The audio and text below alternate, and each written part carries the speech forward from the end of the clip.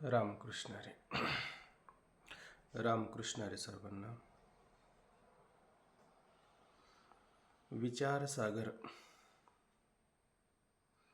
विचारसागर ग्रंथामध्ये तरंग 5वा आणि 5व्या तरंगामध्ये आपण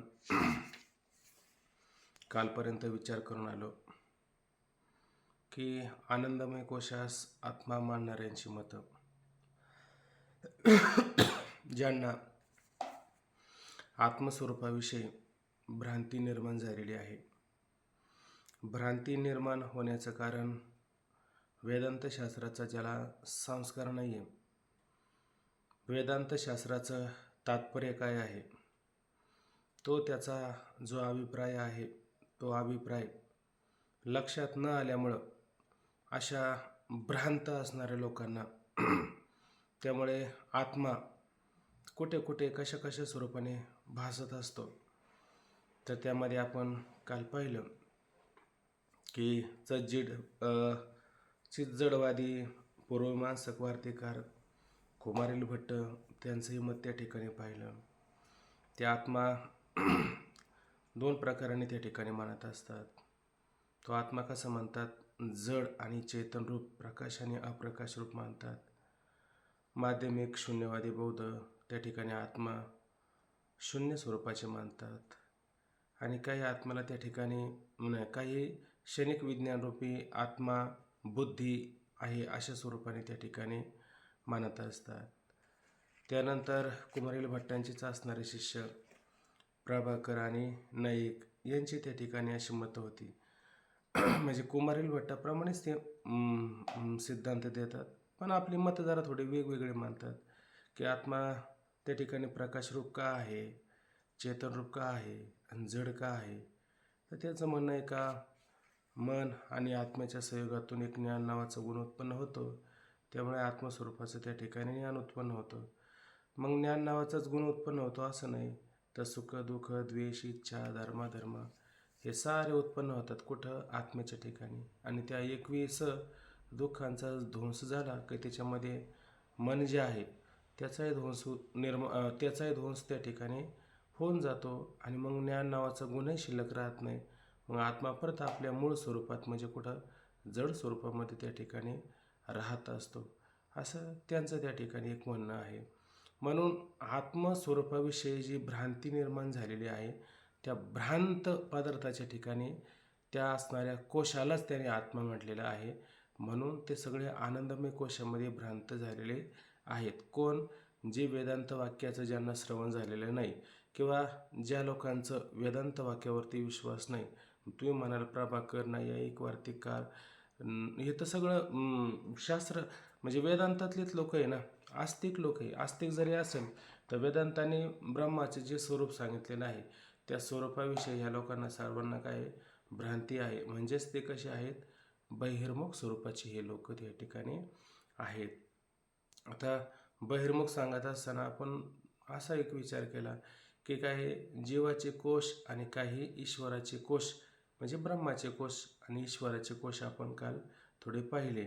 मग आता भ्रांत कोणाला असतात, तर समष्टी असणारा जीव त्याच्या ठिकाणी हे सगळे कोश प्रतीतीला येतात. मग तो जीव कदाचित म्हणू शकतो की ईश्वराच्या ठिकाणी असे कोश असतील तर ईश्वराला याच्याविषयी भ्रांती आहे का, तर ईश्वराला मात्र त्या ठिकाणी भ्रांती नाही. कारण ईश्वराचा उपाधी माया असल्यामुळं ईश्वराला भ्रांती उत्पन्न होत नाही. आणि ईश्वराचे कोश मानायचे जर झाले तर ईश्वराच्या दृष्टिकोनातून कोश नसून जीवाच्या दृष्टिकोनातून ईश्वराच्या ठिकाणी कोश प्रतीतीला येतात, ईश्वराच्या ठिकाणी कोश मात्र नसतात, आहे का नाही.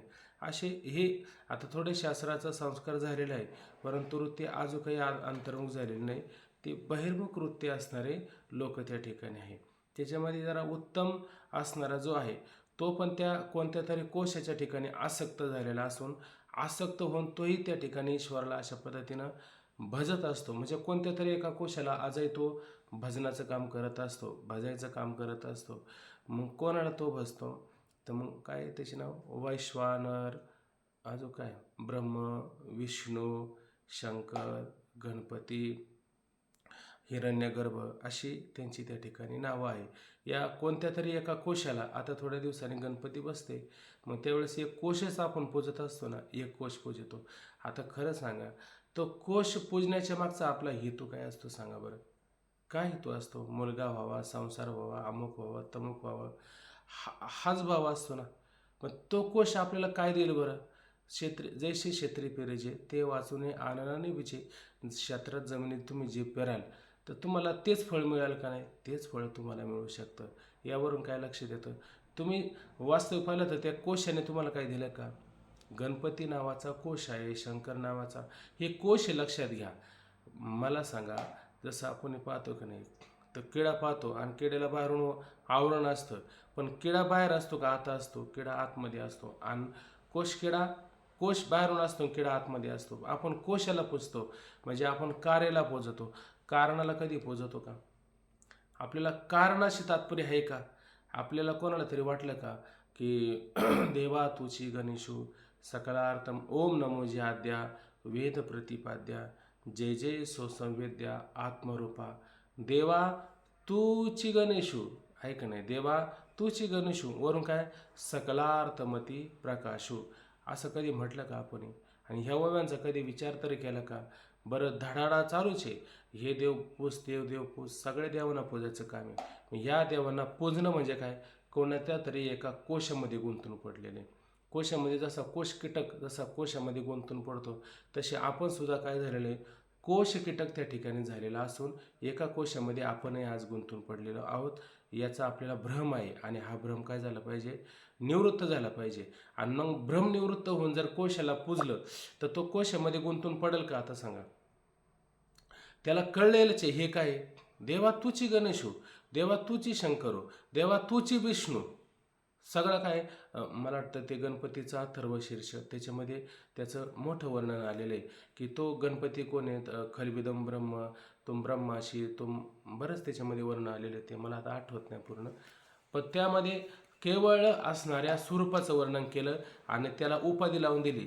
तू अमुक आहे, तू आकाश आहे, तू पृथ्वी आहे, तू पाताळ आहे, तू सगळं त्या ठिकाणी व्यापलेलं आहे. म्हणजे त्या ठिकाणी काय केलं की त्या देवाचं खरं स्वरूप काय, त्या खऱ्या स्वरूपाचं वर्णन केलं. तसं आपण देवाच्या खऱ्या स्वरूपाचं वर्णन करायचं, म्हणजे मूळ स्वरूपाचं वर्णन करायचं. जसं ते मक्काचं कणीस असतं का नाही, मक्काचं कणीस, त्या मक्काचं कणीस आल्याच्या नंतर आपण कणीस घेत असताना कसं हातामध्ये घेतो, त्यातले सगळे पापुद्रे बाजूला करतो की नाही, आणि मग कणीस प्राप्त करून घेतो की नाही, का पापुद्र्यासहित कणीस खातो आपण? पापुत्रे बाजूला केले पाहिजे. मग ह्या उपाध्या बाजूला करायच्या. ब्रह्मदेव, महेश, शंकर, गणपती, देवी, कुबेर, हे सगळे पापुत्रे याला बाजूला करा. याला बाजूला करा आणि बाजूला करून आतमध्ये जे सार आहे त्या सार तत्वाचा काय केला आपण? स्वीकार केला पाहिजे, आहे का नाही? आता त्याच्यामध्ये दोन प्रकार केले. एक मध्यम, आहे का नाही? एक जरा मध्यम आहे, उत्तम तर नाही याच्यामध्ये कोणीच. मध्यम काय म्हणायचं? कमीत कमी तो चांगल्या कोशाला तरी विचारतो. काही काही कोशामध्ये सुद्धा मोडत नाही, आहे का नाही? वड, पिंपळ, रुई, आहे का नाही? याची पण त्या ठिकाणी पूजा करणारे लोक पाहतात. मग ही जास्तच कोशामध्ये गुंतलेली का नाही? मला सांगा, आता वड, पिंपळ, रुई, कामगाराची हातेरं यांची पूजा करून तुम्हाला काय मिळणार आहे? तो एक भाग ठीक आहे, श्रद्धेचा भाग आहे, देवावरती त्याची श्रद्धा आहे, त्याच्यामध्ये असणारं जे असत्वपादक नावाचं आवरण आहे, त्या आवरणाची निवृत्ती होईल का नाही? कमीत कमी देव नाही म्हणत होता, पण आता देव हाय असं तर म्हणाल का नाही? मग त्याचा हा एक फायदा होऊ शकतो की एक त्याचं आवरण मात्र निवृत्त होऊ शकतं, पण दुसरं जे आवरण आहे ते महावाक्यानेच निवृत्त होऊ शकतं. हा त्यातला एक फायदा आहे. त्याच्यानंतर काल कुठं आलतो आपण?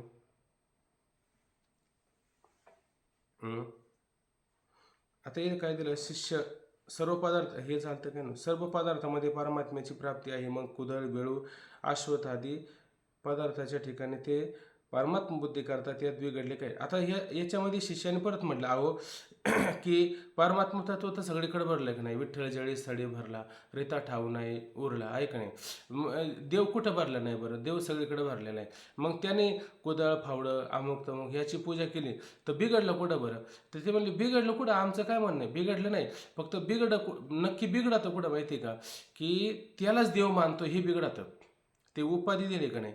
घट उपयित, पट उपयित, कुदळ उपयित, फावडं उपयित, इथं देव नाही का? अहो सगळीकडे देव भरलेलं आहे. आकाश कुठं नाही सांगा बरं? सगळीकडे आकाश आहेच का नाही, तसं देव सगळीकडे भरलेलं आहे का नाही. मग तुम्ही काय स्वीकारता, उपाधी सहित त्याचा स्वीकार करता, इथं बिघडतं. तुम्ही उपाधी जर टाकून आणि त्या परमात्म्याला जर पाहिलं तर मग कुठं बिघडलं का, मग बिघडलं नाही. कारण उपाधी काय करते, माणसाला आसक्ती तयार करू शकते का नाही, आसक्ती तयार करते. उपाधी टाका आणि मग त्याची जर तुम्ही पूजा केली तर कोणत्याही ठिकाणी मात्र बिघडत नाही. मग मान्य आहे आम्हाला. बघा, श्री गुरु परमात्म्याची सर्वत्र व्याप्ती आहे हे खरे, तथापि त्या त्या उपाधीसहित परमात्मा मानतात, एवढेच बिघडते.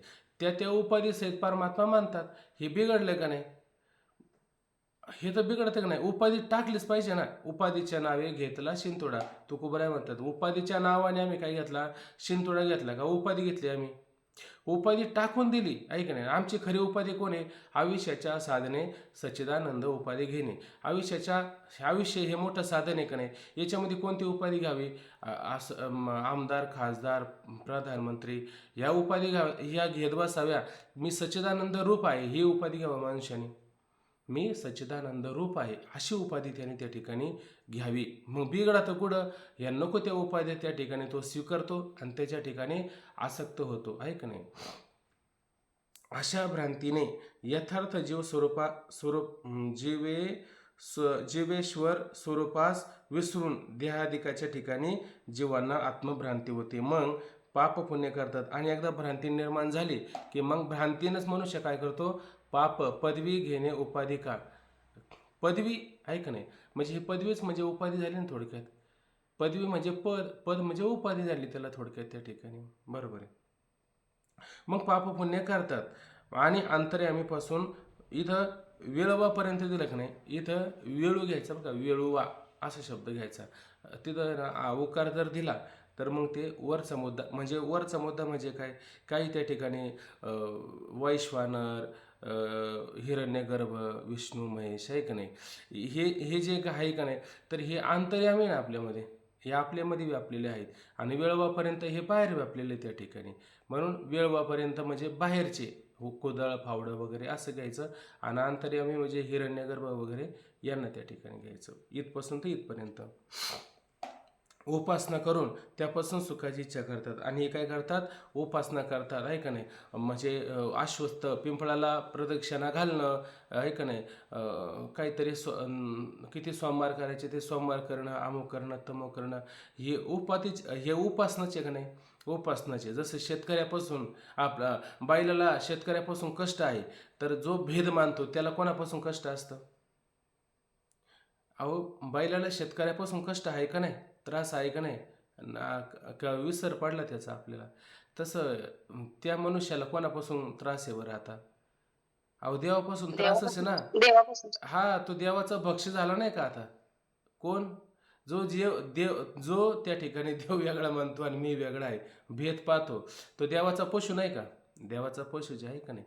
आणि देवाचा पशु मानण्यापेक्षा त्याची पण पशुसारखी पुढे अवस्था होणारच असते, असं लक्षात घ्यायचं. करून त्यापासून सुखाची इच्छा करतात. हा पॅरेग्राफ राहिला होता आपला, कालचा राहिला होता, याला जरा बारकाईने पहा. ज्या उपाधीचे आराधन करतात त्या उपाधीने योग्यतेनुसार त्यांना फळ मिळतं. आता तुम्ही जशी उपाधी त्या ठिकाणी स्वीकाराल, ऐक नाही, तर जशा उपाधींना स्वीकार कराल आणि त्याचे जसे तुम्ही आराधन कराल, जशी पूजा कराल, त्या त्या उपाधीच्या योग्यतेनुसार त्यांना फळ मिळतं का नाही, त्यानुसारच त्यांना त्या ठिकाणी फळ मिळतं, आहे का नाही. आता आपण जर म्हणलो आम्हाला भक्ती करायची, आम्हाला भक्तीचा मार्ग कोण का सांगेल बरं, काय भक्तीच्या त्या वाटा मज दाव्या सुभाटा, भक्ती कोण सांगेल, हनुमंतराय आहे का नाही. हनुमंतराव भक्ती सांगतील, संकाधिक आणखीन काहीतरी 9विधा भक्ती सांगितली का नाही, त्या भक्तीचं फळ तसं तसं आहे का नाही, तसं फळ त्या ठिकाणी आहे. म्हणजे ज्या देवाची तुम्ही उपासना कराल, तशीच भक्ती कराल, तसं फळ तुम्हाला त्या ठिकाणी मिळतं. बघा आता एकदम आता कनिष्ठ भक्ती म्हणजे कोणती, मुलाच्या हातातील बिंदल्या हरवल्या तर कोपऱ्यावरील मसोबा शेण थापतात, आहे का नाही. त्या भिकारीने त्या पूर्वी रुपयाला कितीतरी बिंदल्या अशा देऊन जायच्या.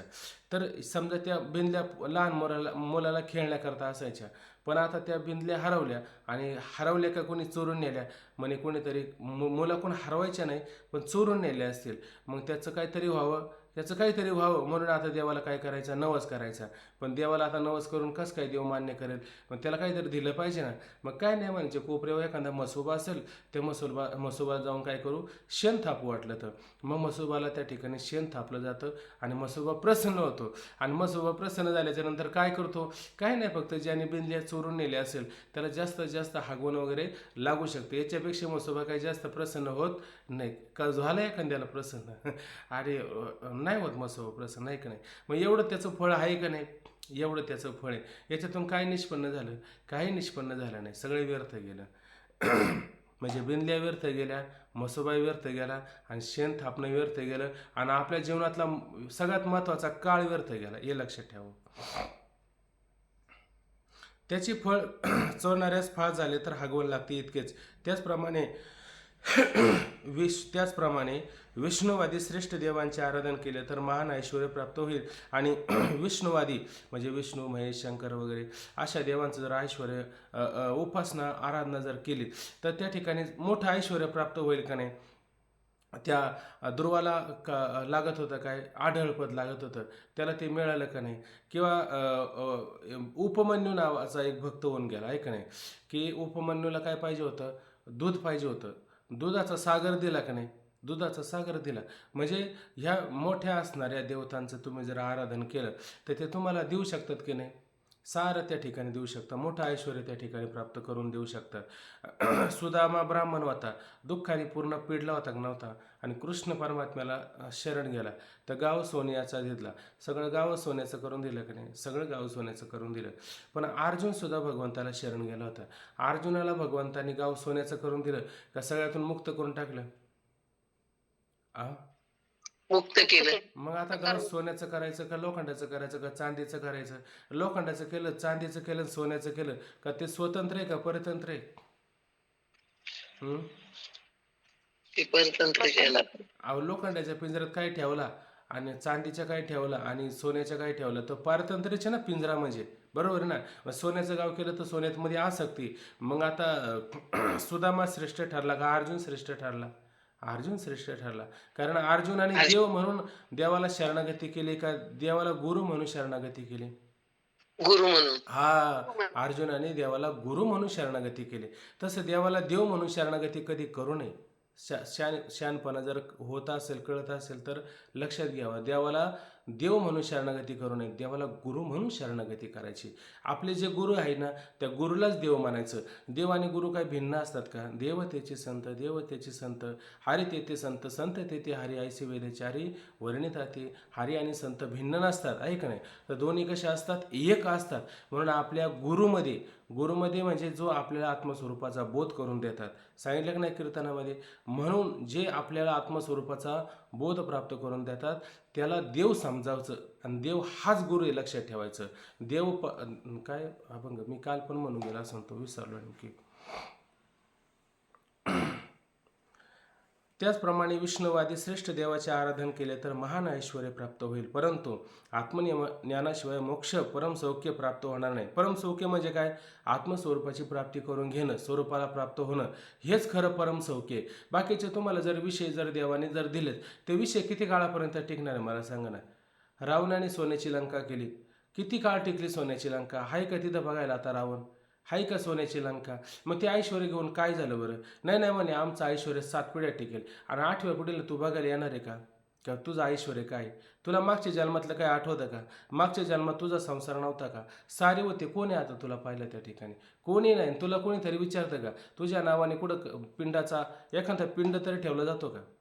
विचारलं तरी जातं का? तू स्वर्गात आहे का, नरकात आहे का, पित्रात आहे का, आणखीन कोणत्या योनीमध्ये गेला? कोणी विचारायला तयार आहे का? मग हे सगळं का करता? हे परमसौख्य आहे का? हे परमसौख्य नाही. परमसौख्य म्हणजे काय? मुक्त होणं सगळ्यातून, हेच खरं सुख आहे का नाही? कोणत्याही बंधनामध्ये न अडकणं, हे लक्षात घेतलं पाहिजे. म्हणून आत्मज्ञानाशिवाय मोक्षाचे परमसौख्य प्राप्त होणार नाही.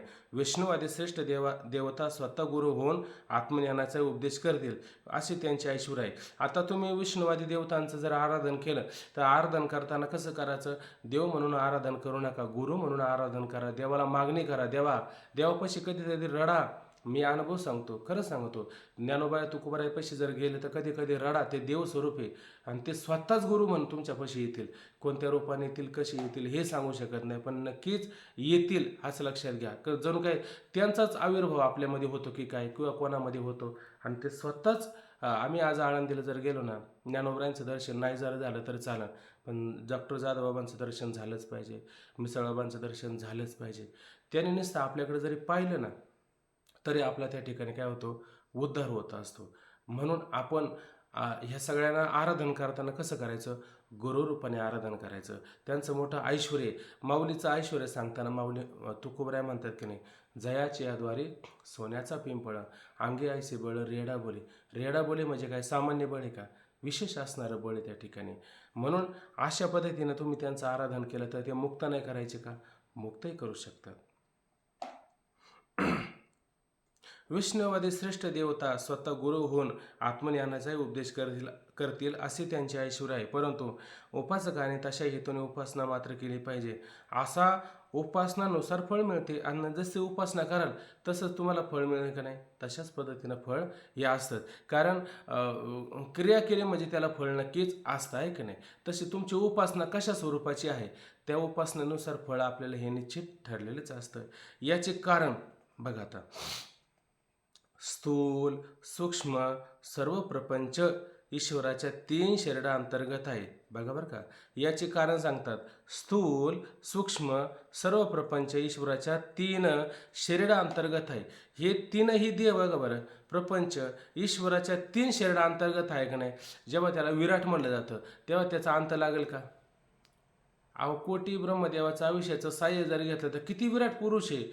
विराटाच्या अंगी तैशी मोजू जाता अग्नते कैशी, आयशा विराटाच्या कोटी साठविल्या जयाच्या पोटी, तो हा आनंदाचा बाळमुकुंद. कोणत्या रूपानं आला आता, अहो स्थूल रूपाने आलं ना ते शरीर, आता आलं का नाही स्थूल रूपाने, ऐक नाही. तेच किती व्यापक आहे, हिरण्यगर्भ होतो, ऐक नाही. आपल्याला जसं हे स्वप्नामध्ये आपल्याला रस्ता उरकताना काही कष्ट होतात का, तसं तो स्वप्नामध्ये असतो, त्याचं सूक्ष्म शरीर असतं, त्यावेळेस सगळ्या वासना भावना त्याच्या असतात का नाही, एक आहे मी अनेक व्हावं असं होतं की नाही. आणि जेव्हा तो कारण शरीराचा अभिमान धारण करतो तेव्हा तो ईश्वर होतो, सूत्रात्मा होतो. आणि ह्या सगळ्या शरीराला काय करतो, सूत्रे मणी गणायुव, म्हणजे सोन्याचे मणी केले आणि सोन्याच्या सुती ववली. सोन्याचंच मणी आणि त्याचा धागा कोणता आहे, सोन्याचाच धागा आहे. तसा तो कोण होतो, ईश्वर होतो, सूत्रात्मा होतो. आणि जसं जसं कर्म असेल, जैसे ज्याचे कर्म तैसे फळ देतो रे ईश्वर. म्हणून तो त्या ठिकाणी कोण होतो, विराट होतो, हिरण्यगर्भ होतो आणि ईश्वर म्हणजे सूत्रात्मा त्या ठिकाणी होत असतो, असं लक्षात घ्यायचं. मुद्दा लक्षात आला नाही तर परत विचारत चला. याचे कारण, स्थूल सूक्ष्म सर्व प्रपंच ईश्वराच्या 3 शरीरांतर्गत आहे. आपलाही पण आहे आणि त्याचाही पण त्या ठिकाणी आहे. म्हणून तुम्हाला नक्की काय म्हणायचं आहे, त्याला सांगायची गरज पडते का ईश्वराला, त्याला सांगायची गरज नाही. विश्वी विश्वंभर परिहारची न लगे, का तुमची 3 शरीरं कुठं कोणत्या अंतर्गत आहे, त्याच्या अंतर्गत आहे का तुम्ही तुमच्या अंतर्गत आहे. अहो घट कशाच्या अंतर्गत आहे, मातीच्याच अंतर्गत आहे का मातीला सोडून घट आहे. तसं आपण कोणच्या अंतर्गत आहे, सर्वज्ञ, आ ईश्वर सर्वज्ञ आहे. सर्वज्ञ आहे का, का सर्वज्ञ आहे.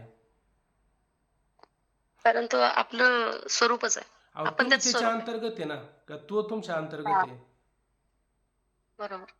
तुम्ही त्याच्या अंतर्गत असल्यामुळं तुमच्या मनात काय आहे हे कोणाला कळतं, तुम्हाला कळतं का त्याला कळतं, भगवंतालाच कळत. त्याला कळतं ना सगळं. म्हणून म्हणलं ना, विश्वी विश्वंभर परिहारच न परिहारी. लगे. काही ओळख करून सांगावं लागते का, देवा मला सुखात ठेव. तुला सुखात ठेवायचं का दुःखात ठेवायचं, तो ठरवेल ना काय करायचंय तुझं. तू फक्त बघ तुझी उपासना कशी चालली, तू कोणत्या हेतूने त्याला बसतो ते महत्वाचं आहे त्या ठिकाणी. उपासनानुसार फळ मिळते. याचे कारण, स्थूल सूक्ष्म सर्व प्रपंच ईश्वराच्या 3 शरीरांतर्गत आहे. तथापि ब्रह्मज्ञानापासून मोक्ष होणार नाही. असू दे 3 शरीर त्याच्या अंतर्गत असले तरी अंतर्गत असल्याने काय होणार आहे, मोक्ष होणार आहे का. अहो आईच्या 2-3 मुलं आईला आहे का नाही, ते आईच्या अधीन आहेत का नाही, आईच्या अधीन आहे. मग आईच्या अधीन म्हणलं, आई त्यांना अवगुणी जरी झाले ओंगाळ करावा, सांभाळा लागे त्याचा, आई त्याचा सांभाळ करणार आहे का, त्याला उपाशी ठेवणार आहे, ऐक नाही. पण एखादा म्हटलं नाही नाही मला खुळखुळा नको, लाडू नको, मला तूच पाहिजे, असं जेव्हा म्हटलं जातं तेव्हा ती आई त्याचा जवळून सांभाळ करेन का नाही. ऐका नाही, कुरवाळून लाविस्तानी न वजे दुरी जवळून, मग त्याला फार जवळ घेते आणि मग त्याला काय करते, मदालसासारखा बोध प्राप्त करून देते. म्हणून आपण लाडूवरती खुळखुळ्यावरती जायचं नाही. आपण तू भेटले पाहिजे, तो मज व्हावा, तो मज व्हावा. तो कोण आहे? तो सच्चिदानंद रूप आहे. असा भाव जर ठेवला तर तो तो तो आपल्याला ते स्वरूप प्राप्त करून देणार नाही का?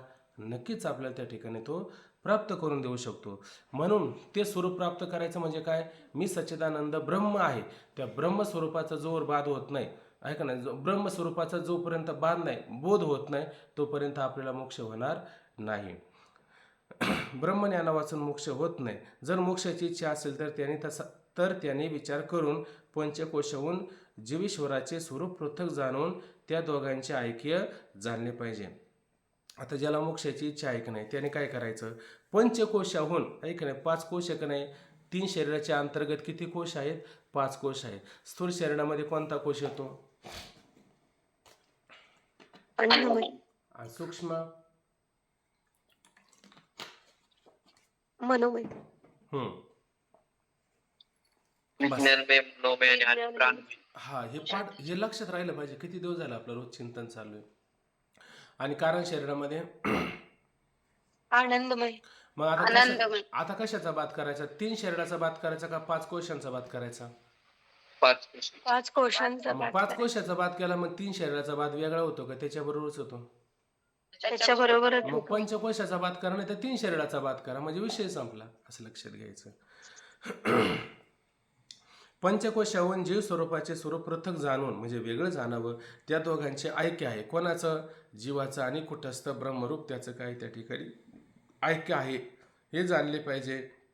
ज्याप्रमाणे दर्भातील कोमल गर्भ काढून घेते वेळी वरील स्थूल पत्राचा त्याग करावा लागतो, त्याप्रमाणे जीवेश्वराचे यथार्थ स्वरूप जाणण्याकरता त्याचवरील पंचकोशाचा निराश करावा. मुंजा नावाचं गवत आहे, बरोबर आहे की नाही? मुंजा नावाचं गवत, त्याच्यावरती असणारे पापुद्रे एक एक एक एक बाजूला करावा आणि आतली असणारे स्थळे घ्यावे. किंवा ते मकाचं कणस आहे, त्या मकातल्या कणसाचे ऐका नाही, पापुद्रे एक एक बाजूला करावा आणि बाजूला करून आता असणारं कणीस त्याने त्या ठिकाणी घ्यावं. अगदी त्याप्रमाणे या पंचकोशाचा त्याने काय करावा? निराश करावा. आता पंचकोशाच्या निरासाचा प्रकार, परिच्छेद क्रमांक 29. स्वप्नामध्ये आता याचा निराश कसा करायचा आहे का नाही? आता निराश करा, पण निराश कसा करायचा? तर निराश करण्याची पद्धत या ठिकाणी थोडी सांगतात. थोडं लक्षपूर्वक द्या, लक्ष, अवधान. आणि तुम्हाला जर काही कुठं शंका आली तर परत विचारा वाटलं असतं. ओंकार महाराज आहे का?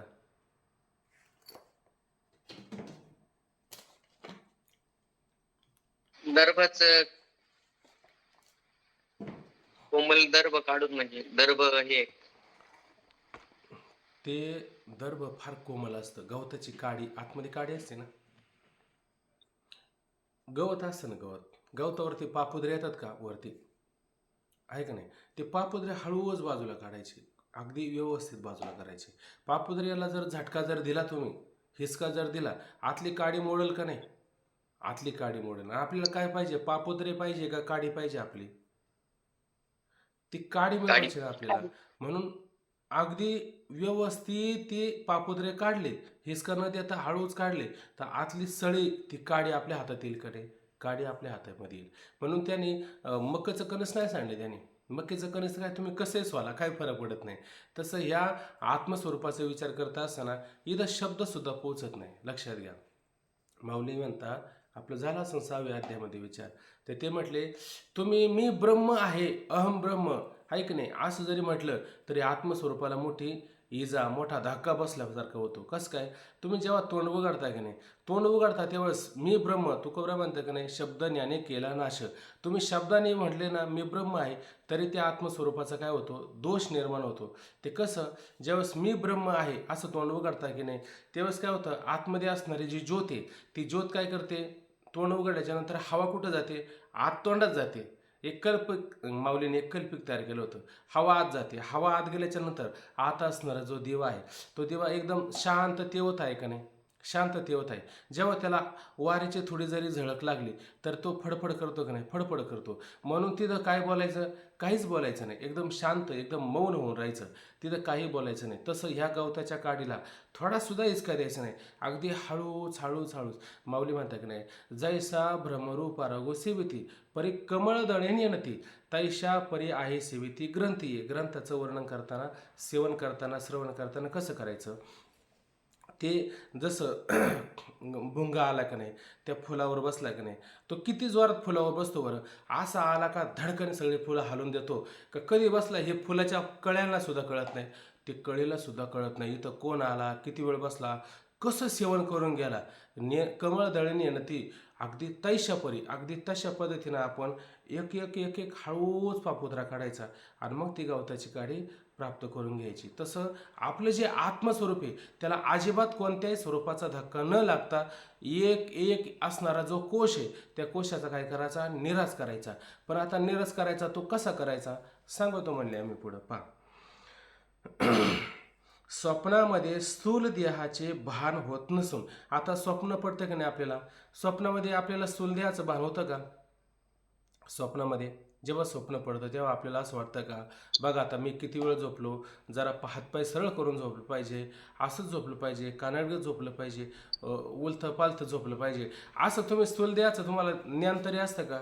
जेव्हा तुम्ही स्वप्नामध्ये जाता मग स्थूल देहाचं तुम्हाला भान नसतं. आता निराश कसा करायचा ही प्रक्रिया जरा थोडी बारकाईने लक्षात घ्यायची. मग तिथं स्थूल देह नसतो का, असतो? आ स्थूल देह असतो का असतो स्वप्नामध्ये? असतो. पण असतो. तुम्ही स्वप्नात असता, स्थूल देह कुठं असतो, जागृतीमध्ये असतो. पण तुम्हाला त्याचं ज्ञान आहे का? आता जेव्हा स्वप्न अवस्थेत जाता तेव्हा मात्र ज्ञान नसतं. पण लक्षात घ्यायचं, स्वप्नामध्ये स्थूल देहाचं भान होत नाही, आत्म्याचे मात्र भान होते. आता तुम्हाला आत्म्याचे भान होतं का? अहो स्थूल देह स्वप्नामध्ये असतात तेव्हा तुम्हाला काही वस्तू विषय पाहून सुख वगैरे होतं का नाही? मग ते विषयाचं सुख असतं का आत्मस्वरूपाचं सुख असतं? आत्मस्वरूपाचं. हा, बर, तिथं आत्मस्वरूपाचं सुख असतं हे सिद्ध झालं का नाही? कुठं? स्वप्नामध्ये असतं. आणि स्थूल देह असतो का? स्थूल देह मात्र नसतो. पण स्थूल देह जर नसला तरी त्या ठिकाणी तुमचा जो सूक्ष्मदेह आहे त्या सूक्ष्मदेहामध्ये तुम्ही असता, स्वप्नामध्ये असता, आणि त्या ठिकाणी तुम्हाला सुख पण होतं. मग ते सुख कशाचं असतं? विषयाचं. विषयाचं सुख कसं असेल बरं? स्वप्नामध्ये किती विषय बरं? हत्ती, नदी, घोडे, पर्वत, काही आहे का तिथं? अहो तुम्हाला स्वप्न पडतं त्या कोणत्या नाडीमध्ये? पुरीतीत नाडीमध्ये स्वप्न पडतं, आणि ती किती आहे? केसाचा 100वा भाग आहे का नाही? मग हे सगळे पदार्थ सत्य असतात का कल्पित असतात? कल्पित असतात आहे का नाही? तरी आपल्याला सुख होतं. मग ते क्षणिक सुख असते. तरी कल्पित पदार्थाचं सुख होतं का आत्मस्वरूपाचं खरं सुख होत असतं? आत्मस्वरूपाचं सुख होत असतं. विषय आहे का तिथं? विषय मात्र नाही. मग याचा अर्थ काय झाला? विषय नाहीये तरी पण सुख होतं का नाही? तरी पण आपल्याला सुख होतं. कसं सुख होतं? आत्मस्वरूपाचं सुख होतं. म्हणजे आत्मा आहे का नाही तिथं? आत्मा आहे म्हणून तुम्हाला सुख झालं, हे लक्षात घ्या. स्वप्नामध्ये स्थूल देहाचे भान होत नसून आत्म्याचे भान होते. झोपेत सूक्ष्म शरीराचे भान होत नाही, आणि जेव्हा त्या तुम्हाला गाढ अशी झोप लागते का नाही सुषुप्ती अवस्थेमध्ये, तेव्हाच सूक्ष्म असणारं तुमचं शरीर आहे. सूक्ष्म शरीर म्हणजे कोणकोणतं बरं? जेव्हा गाढ झोप लागते, आहे का सूक्ष्म शरीर लक्षात आपल्या?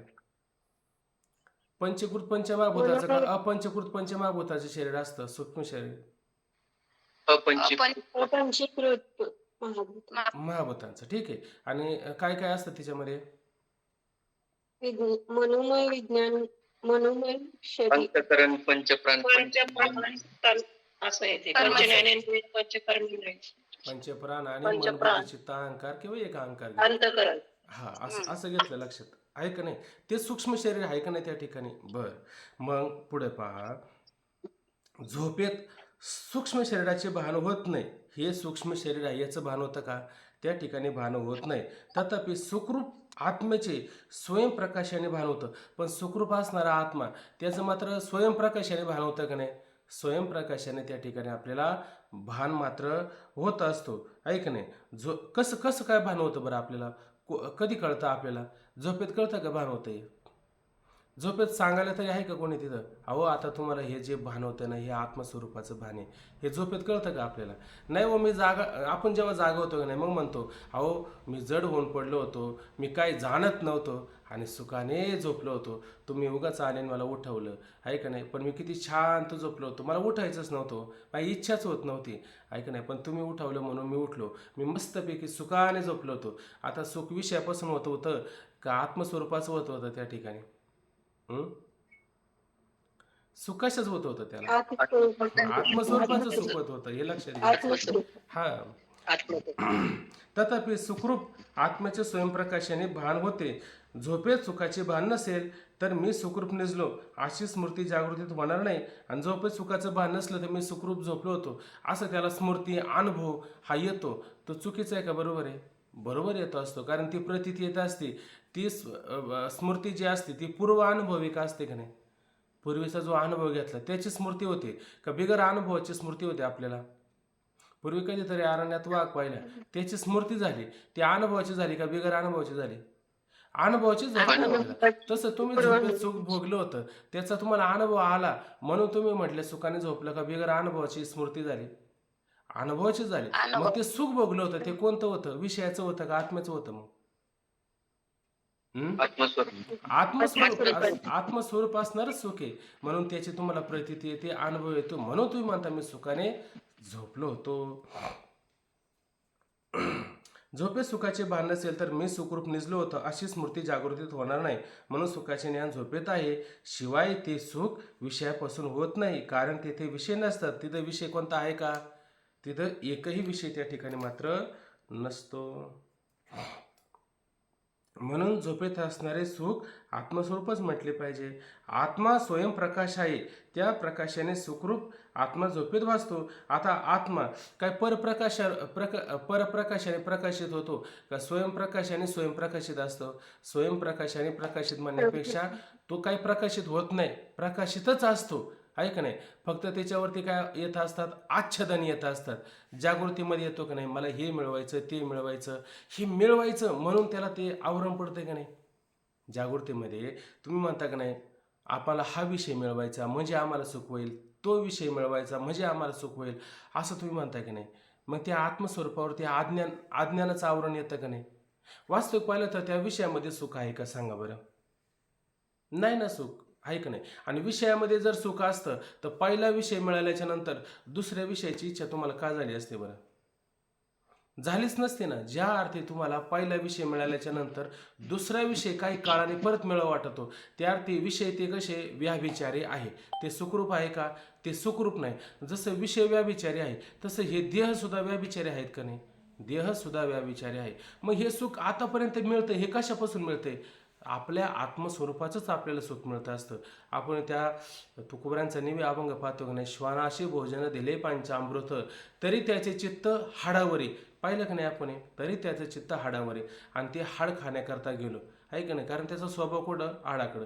आणि ते कुजलेलं हाड कितीतरी वर्षाचं आहे का नाही, ते त्याने फोडायला सुरुवात केली आणि हाड फोडलं तर ती चिरफाळलं हाड, आणि ती चिरफाळलेलं हाड त्याच्या हिरडींमध्ये ते हाड शिरलं, ती हिरडीला चिर पडली आणि रक्त गळू लागलं. तर तो काय म्हणू लागला, किती ह्या हाडामध्ये आनंद आहे.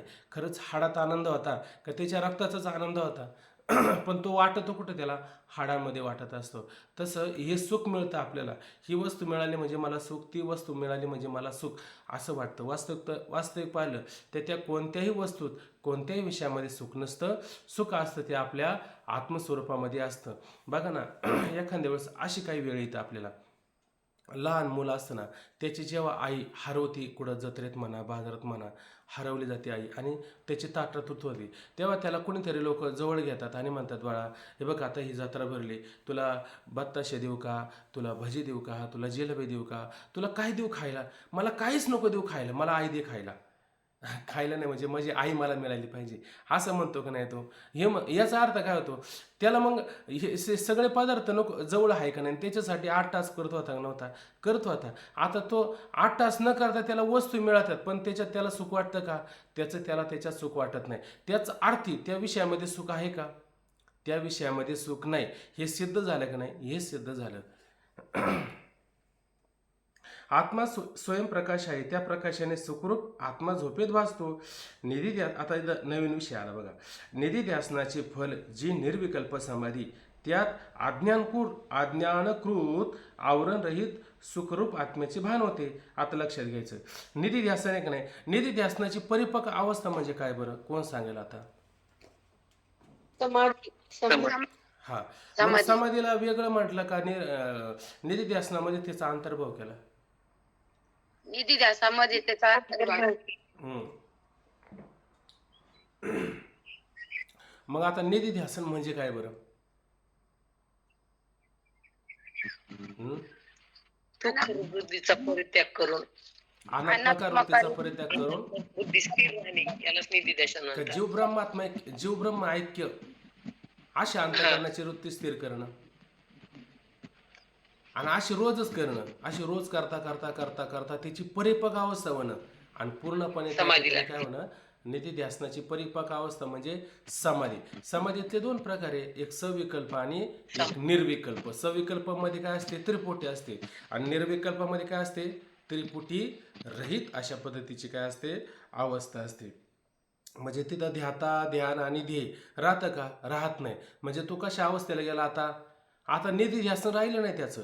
निधी ध्यासनामध्ये त्रिपुटी लक्षात घ्या, आणि निर्विकल्प समाधीमध्ये त्रिपुटी राहिलेली नाही. मग त्याला जे भान होतं, जे सुख होतं, ते सुख कशाच होत असतं, ते त्रिपुटीचं सुख असतं का, ध्यान आणि ध्येय ते पण संपून गेलेलं आहे ना. मग कशाचं सुख होतं असतं, जे आतमध्ये जे परमतत्व असतं त्या परमतत्वाचंच त्याला काय येतो, अनुभव येतो, सुख होत असतं त्या ठिकाणी. बघा आता, निधी ध्यासनाचे फल जी निर्विकल्प समाधी, त्यात अज्ञानकृत आहे का नाही, आवरण रहित. आता अज्ञानकृत जे आवरण आहे का नाही, ते आवरण रहित सुखरूप आत्म्याचे भान होते. त्यावेळी कारण शरीर रूप अज्ञानाचे भान होत नाही. त्यावेळेस कारण शरीर आहे, त्या कारण शरीर असणारं जे अज्ञान, त्याचं भान होतं का त्यावेळेस? त्याचं मात्र भान होत नाही. कारण शरीराचं आता राहिलं कोणतं, निर्विकल्प समाधीमध्ये जाईल कुठं, त्याला स्थूलदेह प्रतीतीला येतो का, नाही. त्याला सूक्ष्मदेह प्रतीतीला येतो का, नाही. आणि त्याला कारण शरीर तरी प्रतीतीला येतं का, ते सुद्धा मात्र प्रतीतीला येत नाही. त्याचंही त्याला भान नसतं. मग कशाचं भान होतं? भान म्हणजे आता इथं घ्यायचं फक्त सुखच घ्यायचं ना. कारण भान होतं, मला ज्ञान होतं, हे ज्ञान होतं हे म्हणायला तरी राहिलं का तो आता? अहो, योग्याला जेव्हा समाधी लागते का नाही, तेव्हा समाधीमध्ये जातो, आणि तिथे गेल्याच्या नंतर म्हणतो का, आता बघा मी आता आत्मस्वरूपामध्ये प्रवेश करतो, असं म्हणायला तरी तो शिल्लक राहतो का? ते पण नष्ट होऊन जातं. दादा नेहमी सांगतात की नाही, ते एकाचं घड्याळ पाण्यामध्ये पडलं आणि खोल पाण्यामध्ये गेला, किती खोल पाण्यामध्ये गेला, आणि तिथं त्याला घड्याळ सापडलं. पण नियम असा केला होता का जिथं घड्याळ सापडलं तिथूनच आवाज द्यायचा. आता ते घड्याळ सापडले, पण त्याला आवाज तर देता येईल का, हे घड्याळ मला सापडले, आता तुम्ही वरची काळजी करू नका, आवाज तर देता येईल का त्याला? आवाज देता येत नाही. तसा तो आत्मस्वरूपामध्ये पूर्णपणे लीन झालेला आहे. आता तो बोलायला तरी शिल्लक राहील का तिथं? तो बोलायला सुद्धा शिल्लक राहू शकत नाही, अशी अवस्था होऊन जाते. त्यावेळेस कारण शरीररूप अज्ञानाचे भान होत नाही. या अनुभवावरून या अज्ञानाचं भान होत नाही म्हणजे काय घ्यायचं माहिती आहे का, तो बोलायला पण शिल्लक राहत नाही. हे बोलणं सुद्धा अज्ञानामध्ये येतं का नाही, हे सुद्धा राहत नाही. ह्या अनुभवावरून स्थूल, सूक्ष्म आणि कारण हे तिन्ही देह व्याभिचारी आहे. या अनुभवावरून काय झालं बघा, स्थूल देह ज्या आपण स्थूल देहामध्ये असतो, आता आपल्याला कोणता देह प्रतीतीला येतो? कारण देह प्रतीतीला आला का, सूक्ष्म देह प्रतीतीला आला का, स्थूल देह प्रतीतीला आहे? आता पाठत तरी कोणत्या देह आता आपल्या, आता अनुभव कोणत्या देहाचा आहे आपल्याला? स्थूल म्हणजे आपण आत्ताच सांगायला काय, स्थूल आता देहात आहे. आणि स्थूल झोपेमध्ये जेव्हा जातो आपल्याला स्वप्न वगैरे पडतं, त्यावेळेस आपल्याला कोणता देह असतो? काय आवाज यायला? हे जातं. आवाज येईना चांगला. आवाज येईल का काय माहिती, माझा नेटवर्कचाच प्रॉब्लेम होता. तुम्हाला जर नेटवर्कचं काय वाटलं तर लगेच सांगा. चला, जेव्हा आता स्थूल देह आहे, बरोबर आहे की नाही, तेव्हा सूक्ष्म देह आणि कारण देह कुठे आहे आपला? आता त्याची प्रतीती आहे का आपल्याला? नाही. आणि स्वप्नात जेव्हा जातो तेव्हा सूक्ष्म देह असतो, पण स्थूल देह आणि कारण देह कुठे गेला आपला मग? आणि जेव्हा तुम्ही सूक्ष्म शरीरामध्ये आपलं कारण देहामध्ये असता तेव्हा तुम्हाला काहीच प्रतीतीला येत नाही.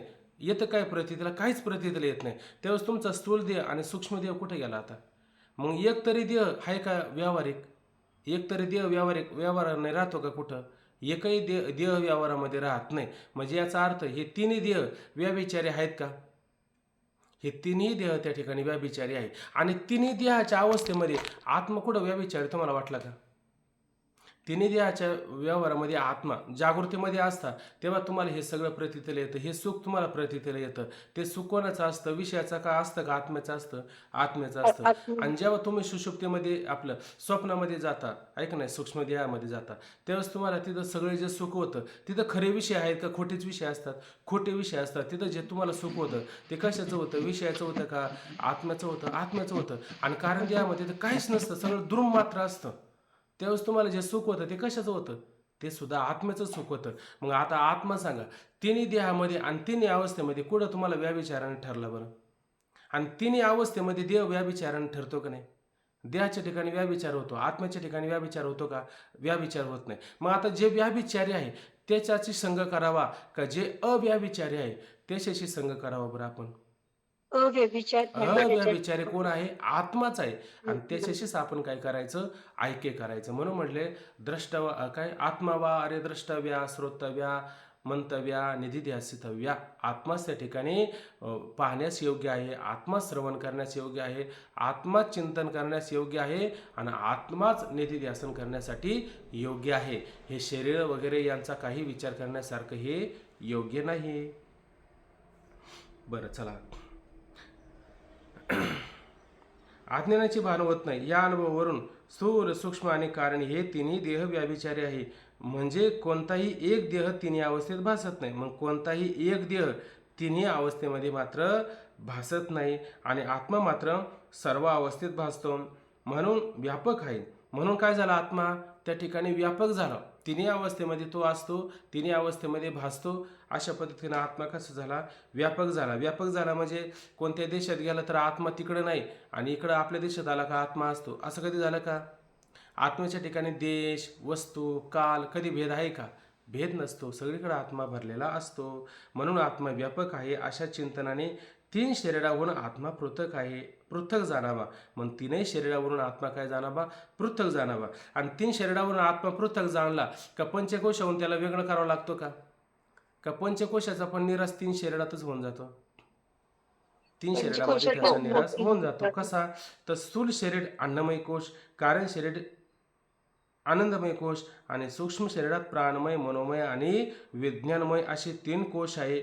या तीन शरीराच्या विवेकानेच पंचकोशाचाही विवेक होतो. ऐक नाही, जसे शरीराचे स्वरूप व्यष्टी पंचकोशावरून पृथक आहे. जीवाचे स्वरूप, जसं जीवाचं स्वरूप कसं आहे? जीव हा मुळात कसा आहे? चैतन्य रूप आहे का नाही? जीव हा त्या ठिकाणी चैतन्य रूप आहे. म्हणून जसे जीवाचं स्वरूप व्यष्टी पंचकोशाहून आहे का नाही? व्यष्टी म्हणजे एकासाठी घेतलेलं असतं. ते किती? 5 प्रकारचे कोश आपल्याला लक्षात आलं. ते पंचकोशाहून कसं असतं? पृथक असतं. पृथक असतं म्हणजे निराळ्या स्वरूपाचं असतं, वेगळं असतं. तसेच ईश्वराचे स्वरूपही समष्टी पंचकोशाहून पृथक आहे. हे कोश का आपण विचारात घेतो? हे कोश विचारात घ्यायचं म्हणजे तीन देह आले म्हणून कोश घेतले आपण. आता तीन देह व्याभिचारी ठरले तर कोशांची कुठं अगरबत्ती लावायची? आता तीन देह ठरले असते खरे तर कोशाची अगरबत्ती लावता आली असती. पण तीन देह खोटे ठरले, कोशाची अगरबत्ती कुठं लावता? न जीवाचे विष्ट रूपाने जीवाचे कोश लक्षात घेता येणं आणि समष्टी रूपाने ईश्वराचे कोश लक्षात घेता येणं. म्हणजे हे तीन देह व्याभिचारी ठरले तर कोशही व्याभिचारी ठरले. कोणाचे? विष्टीचे पण आणि समष्टीचे पण. हे व्याभिचारी ठरले का नाही? व्याभिचारी ठरले. असे जाणावे. मागील तरंगात आता उदाहरण देऊन सांगतात. आकाश दृष्टांताने जीवेश्वराच्या लक्ष स्वरूपाचा विचार विस्ताराने सांगितला आहे. बघ आता मागील तरंग म्हणजे कोणता? आता तो तरी लक्षात आहे का नाही? चौथा. त्यामध्ये आपण पाहिलं होतं की कुटस्थ चैतन्य, जीव चैतन्य, ईश्वर चैतन्य आणि ब्रह्मचैतन्य असे 4 चैतन्य पाहिले का नाही? 4 चैतन्याचा त्यामध्ये विचार आलेला होता. हे 4 चैतन्य लक्षात येण्याकरता त्याला दृष्टांत कोणता दिला होता बरं? घटाकाश, जलाकाश, मेघाकाश, महाकाश. मेघ आकाश कुठे येतो बरं? मेघ आकाश ईश्वराच्या ठिकाणी. ईश्वराच्या ठिकाणी आहे का नाही? आणि कुटस्थ चैतन्य कोणत्या आकाशात घ्यायचं? घटात. घट आकाश. आणि जीव चैतन्य हम्म. जलाकाश, जलाकाशात घ्यायचं. आणि ब्रह्मचैतन्य महाआकाश. महाआकाशात. महाकाश. आता हे आपल्याला, आता हे जे अर्थ तुम्हाला हे बारकाईनं आठवतं, त्या अर्थी हे सगळे मुद्दे तुम्हाला आता व्यवस्थित करून सांगायची गरज आहे का? गरज नाही. त्यावेळेस तुम्ही बारकाईने चिंतन केलं म्हणल्यावर एकदाच ग्रंथ चांगला जर चिंतन केलं ना, वारंवार त्याची आवृत्ती करायची सुद्धा गरज पडत नाही. ज्या अर्थी तुम्ही हे सगळं स्पष्ट सांगता, त्या अर्थी तुम्ही कधी तो ग्रंथ वाचला तर तुम्हाला आता परत पाठ ऐकायची गरज नाही. नुसतं वाचून गेलं तरी तुमच्या सहज लक्षात येऊ शकतं. मागील तरंगात आकाश दृष्टांताने जीवेश्वराच्या लक्ष स्वरूपाचा विचार विस्ताराने सांगितला. आता त्याच्यातला काय घ्यायचा होता आपल्याला? लक्षार्थ घ्यायचा होता का वाच्यार्थ घ्यायचा होता? लक्षार्थ घ्यायचा होता. आपल्या लक्षात आलं की नाही? तत्पद तोमपद याच्यातला काय घ्यायचं आपल्याला? वाच्यार्थाचा त्याग करायचा आणि लक्षार्थाचा काय करायचा? स्वीकार करायचा. हे लक्षात आलं की नाही? हे लक्षात आलेलं आहे, सांगितलं आहे. आणि पुढच्या तरंगात, आता मागच्या तरंगात चौथ्या तरंगात झालेलं आहे, पाचव्या तरंगात जरा मुद्दा उपस्थित झाला. तो मुद्दा आम्ही काही इथं सोडणार आहे असं नाही. आम्ही आता पुढचा जेव्हा 6वा तरंग होणार की नाही, 6व्या तरंगामध्ये आम्ही काय करणार आहे? हाच मुद्दा अगदी कसून घेणार आहे का नाही? ते ज्वारीचं बाजरीचं कसं धान्य दळले का त्याचं पीठ होतं, आहे का नाही? आता पीठ जर झालं की परत मग काय करायचं? शिल्लक राहतं का? काही शिल्लक राहत नाही. तसं आम्ही ह्या विचाराचं काय करणार आहे आता पुढं? बारकाईने पीठ करणार आहे. पण कसं पीठ करणार आहे? आस्ती भाती प्रिय अशा पद्धतीनं, काय नामरूप जंजाल पंचदशी नाही आपलं वृत्ती प्रभाकर, त्याच्यामध्ये हा मुद्दा आलेला आहे. अगदी तोच मुद्दा आम्ही काय करणार आहे? 6व्या तरंगामध्ये बारकाईनं सांगणार आहे.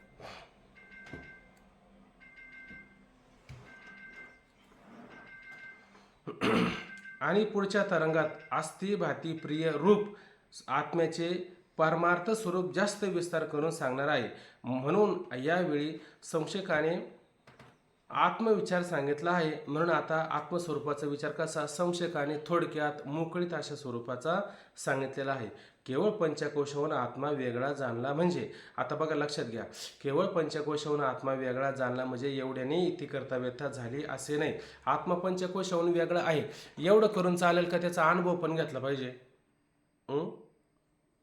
अनुभव पण घेतला पाहिजे. आपल्याला अनुभव पुढचा 6वा तरंग करायचा का? करायला आपण हजर पण राहिलं पाहिजे. हजर राहिलं पाहिजे, आहे का नाही? स्वतःहून तिथं थांबलं पाहिजे. हे महत्वाचं आहे का नाही? तसं हे पंचकोश होऊन आत्मा निराळा आहे, अमुक आहे तमुक आहे, हे नुसतं म्हणत राहायचं का? काय त्याच्या मागं लागायचं पण आता लागलंच पाहिजे. हात धुवून लागलं पाहिजे. तुकोबराने म्हटले का नाही, हाती घेऊन या काठी तो का लागला कलेवरा पाठी. म्हणजे तुकोबराने कोणतं चिंतन केलं? 4थ्या तरंगाचं केलं का 5व्या तरंगाचं चिंतन केलं? कलेवर म्हणजे देहातच आला का नाही विषय? देह त्रिगुणाचा बांधा माझी नाही गुण सुद्धा. देह त्रिगुणाचा बांधा आहे, 3 गुण त्याच्यामध्ये आहे, 3 शरीर त्याच्यामध्ये आहे, 5 कोस त्याच्यामध्ये आहे. हे सारखे तुकोबराय भंडारा डोंगरावर जाऊन सारखा विचार करत असतील का नाही? आता आपल्या दृष्टिकोनातून घ्यायचं. विचार काय त्यांच्या करता होता का आपल्या करता होता? अहो पिकल्या त्या खाणे किती पंगतीशी सुकाळ. त्यांना काय खायचं त्यांचं तसंच भरपूर पडलेलं आहे, आपल्यासाठी करून दिलेले. तो अभंग काय त्यांच्यासाठी नाही केला, आपल्यासाठी केला. काय केला? हाती घेऊन या काठी, विचाररूपी हाती घेऊन या काठी तुका लागला कलेवारा पाठी. ह्या कलेवारा शरीराच्या पाठी लागले. 3 देह पंचकोशाचा पूर्ण काय केला? निराश केला. का निराश केला? झाला प्रेतरूप शरीराचा भाव, आहे का नाही? झाला प्रेतरूप शरीराचा भाव. काय पुढं काय प्रमाण? लक्ष याला ठावं स्मशानेचा, रडती रात्रदिवस काम क्रोध माया, म्हणती हाय हाय यमधर्मा, वैराग्याच्या शनी लागल्या शिरडा, ज्ञानाग्ने तो काय भराभरा काय ब्रह्मत्वेसी, फिरविला घट पुढेला चरणी, महावाक्य ध्वनी बोंब झाली.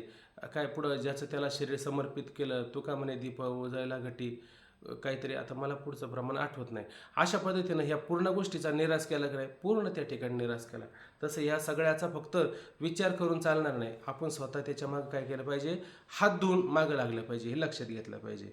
मग केवळ पंचकोशाहून आत्मा वेगळा जाणला म्हणजे एवढ्यानेच इति कर्तव्यता झाली असे नाही, तर कृत्यता प्राप्त होण्याकरता जीव ब्रह्माच्या अभेदाविषयी पुन्हा विचार करावा लागतो. पाण्यावरलं शेवळ किती बाजूला केलं ना तर परत थोड्या वेळाने ते पाण्यावरती येत असतं. मग ते पाण्यावरलं शेवळ बाजूला केलं, मग तुम्ही निवृत्ती केली का नाही? मग ती निवृत्ती कोणती म्हणायची आता त्या निवृत्तीला? लय रूप का आत्यंतिक? आता सुंदर केल्यावर लय रूप आणि तसे जर केल्यावर आत्या लय रूप बाजूला करणं ही लय रूप निवडत टेक्निक बनावं लागेल. लय रूप निवडते. आहे का नाही आणि कारणासहित त्याला नष्ट करून टाकणं ही आत्यंतिक निवृत्ती. आपल्या काय करायचं, आत्यंतिक निवृत्ती करायची, वरचेवर निवृत्ती करायची नाही, आहे का नाही. मग एवढ्याने फक्त इति कर्तव्य तर होईल असं नाही. इति म्हणजे कृतकृत अवस्था होणं म्हणजे काय, आहे का नाही. एकदा पाण्यावरलं शेवळ बाजूला केलं का परत येणारच नाही असं करून टाका, आहे का नाही. एकदा बीज भाजलं का ते किती जमिनीत पेरा येईल का, येणारच नाही. म्हणजे कृत्यकृतता म्हणजे काय, एकदा ते स्वरूपाला प्राप्त झालं की परत काही प्राप्त करायचं शिल्लक राहणार नाही. ही अवस्था आपल्याला त्या ठिकाणी प्राप्त करून घ्यायची असते. तर कृत्यकृतता प्राप्त होण्याकरता जीव ब्रह्माच्या अभेदाविषयी पुन्हा विचार करावा लागतो. म्हणून कर्तव्य भावरूप कृतकृत्यतेचा सिद्धीकरता महावाक्यार्थाचा उपदेश करतो. मग आता आपल्याला काय करावं लागेल, ती अवस्था प्राप्त करून घ्यायची असेल का नाही, त्याचं मुख्य गुण कशामध्ये आहे तर ते तत्त्वमसी महावाक्य. त्या तत्त्वमसी महावाक्यामध्ये याचा विचार आलेला आहे.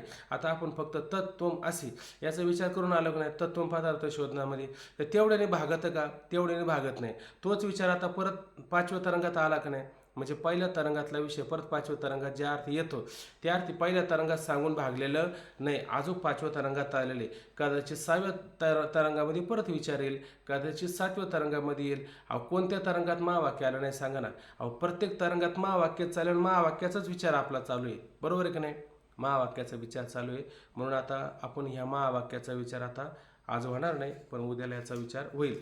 आणि दुसरा मुद्दा असा आहे की संध्याकाळी काय करता आपण मागचेच परत पाठ घेत राहता. म्हणजे जो विषय झालेलाच आहे त्यापेक्षा ना आता हा जो विचार झालेला आहे, आज सकाळी विचार झालेला आहे, म्हणजे संध्याकाळपर्यंत सारखा व्यवस्थित लक्षात राहतो. ह्या विचारापर्यंत तुम्ही संध्याकाळी परत येत चला, म्हणजे हा विचार झाला पाहिजे. या विचाराला परत हात लागत नाही तुमचा अजिबात सुद्धा.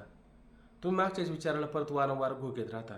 तर समजा नाही लक्षात आलं की ज्याच्या लक्षात येईल ना त्याने ह्या विचाराला काय करा, थोडं घोकायचं काम करा, म्हणजे हा विचार परत अगदी व्यवस्थित ताजा तावाना त्या ठिकाणी राहत असतो. ठीक आहे ना.